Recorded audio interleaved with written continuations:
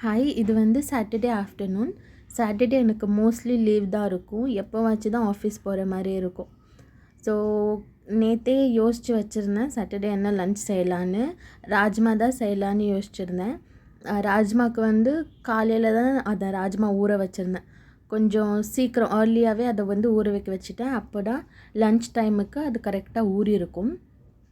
ராஜ்மாவை cook பண்ணுறதுக்கு அது முழுங்குற அளவுக்கு தண்ணி எடுத்துக்கிட்டேன். அதில் கொஞ்சமாக உப்பு மட்டும் போட்டு ஒரு 3-4 விசில்ஸ்க்கு அதை குக் பண்ண வச்சுட்டேன். ராஜ்மா குக் பண்ணுற இதில் வந்து அது குக் ஆகிற கேப்பில் இன்க்ரீடியன்ட்ஸ் அதுக்கான கிரேவிக்கான இன்க்ரீடியன்ட்ஸ்லாம் ரெடி பண்ணி வச்சுட்டேன். ஆனியனை வந்து சாப் பண்ணி எடுத்துக்கிட்டேன். ஸ்லைஸாக அதை கட் பண்ணக்கூடாது, சாப் பண்ணி தான் எடுத்துக்கணும். அதுக்கப்புறம் நிறைய கொத்தமல்லி வேணும் இதுக்கு. கொஞ்சமாக பூண்டு, பச்சை மிளகாய், அப்புறமா தக்காளி அதிகமாக இருக்க வேணாம், இல்லைன்னா புளிப்பாக இருக்கும் அந்த கிரேவியை. இதில் வந்து தக்காளி மட்டும்தான் நான் அரைச்சிருக்கேன், மற்றது எதையுமே அரைக்கல. அதுவும் தக்காளி ரொம்ப பியூரியாக அரைக்கக்கூடாது. கொஞ்சமாக பேஸ்ட்டாக பல்ஸ் விட்டு மட்டும் அதை வந்து அரைச்சி எடுத்துக்கிட்டேன். ராஜ்மா கிரேவி பண்ணுறதுக்கு கொஞ்சமாக எண்ணெய், அதில் வந்து ஜீரா, இதில் வந்து ஜீரா கண்டிப்பாக சேர்க்கணும். அதுக்கப்புறமா பூண்டு, பச்சை மிளகாய் இதை மட்டும் போட்டு கொஞ்சமாக சாட்டே பண்ணி விட்டு கட் பண்ணி வச்சுருக்க ஆனியனையும் போட்டுட்டேன்.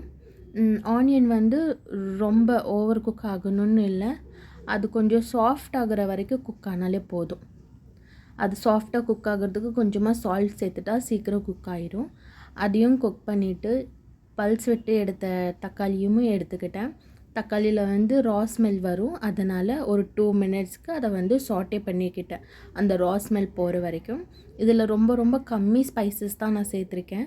கொஞ்சமாக மஞ்சள் தூள், சில்லி பவுடர், ஜீரா பவுடர் கண்டிப்பாக சேர்க்கணும், ஜீரா பவுடர் லைட்டாக மட்டும், கொரியாண்டர் பவுடர், அப்புறமா காஷ்மீரி சில்லி பவுடர், இது எல்லாம் சேர்த்து அதை வந்து ஒரு 3 மினிட்ஸ்க்கு மீடியம் ஃப்ளேமில் சாட்டே பண்ணிக்கிட்டேன். அது கொஞ்சமாக கீழேருந்து பிடிக்கிற மாதிரி இருந்தால் தண்ணி சேர்த்துக்கலாம்.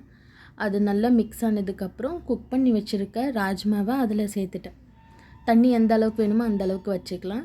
அதுக்கப்புறம் அது ஒரு பாயில் விட்டுட்டு மேலே வந்து சால்ட் இந்த ஸ்டேஜில் டேஸ்ட் பார்த்துக்கலாம், அவ்வளோதான். அது ஒரு 5-10 மினிட்ஸ்க்கு மீடியம் ஃப்ளேமில் நான் குக் பண்ண வச்சுட்டேன்.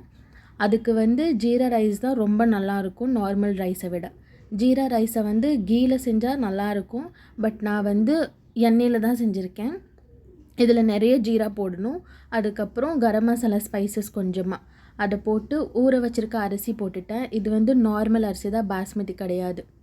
அது லைட்டாக சாட்டே பண்ணி விட்டுட்டு தண்ணியும் சேர்த்து உப்பு, அதுக்கப்புறம் இதில் கொரியாண்டர் தனியா அது சேர்த்துருக்கேன். அதுக்கப்புறம் இதில் வந்து பச்சை மிளகாய் கூட சேர்த்துக்கலாம்.